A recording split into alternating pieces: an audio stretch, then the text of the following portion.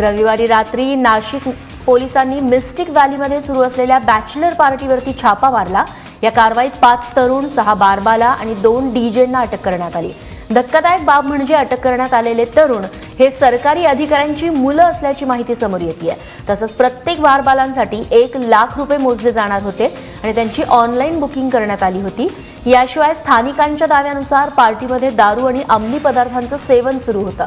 मात्र रविवारी मध्यरात्री कारवाई झाली असताना पोलिसांनी हे प्रकरण का दडपून ठेवलं असा सवालही उपस्थित केला जातोय। देवळाली कॅम्पमधील जवान रॉय मॅथ्यूज यांच्या मृत्यू प्रकरणी पत्रकार पूनम अग्रवाल आणि आर्मीतील सेवानिवृत्त जवान दीपचंद यांच्यावरती आता गुन्हा दाखल झालाय। आत्महत्येसाठी प्रवृत्त केल्याप्रकरणी आणि ऑफिशियल सिक्रेट ॲक्टनुसार हे गुन्हे दाखल करण्यात आले। द क्विंटच्या पत्रकार पूनम अग्रवाल यांनी दीपचंद यांच्या मदतीनं आर्मी प्रतिबंधक क्षेत्रामध्ये शूटिंग केलं। तसंच रॉयची व्हिडिओ क्लिप आर्मीची बदनामी होईल अशा पद्धतीनं तयार केल्याचा आरोप आहे। यामुळे तणावात येऊन रॉय मॅथ्यूजनं आत्महत्या केल्याचं पोलीस तपासात समोर आलंय।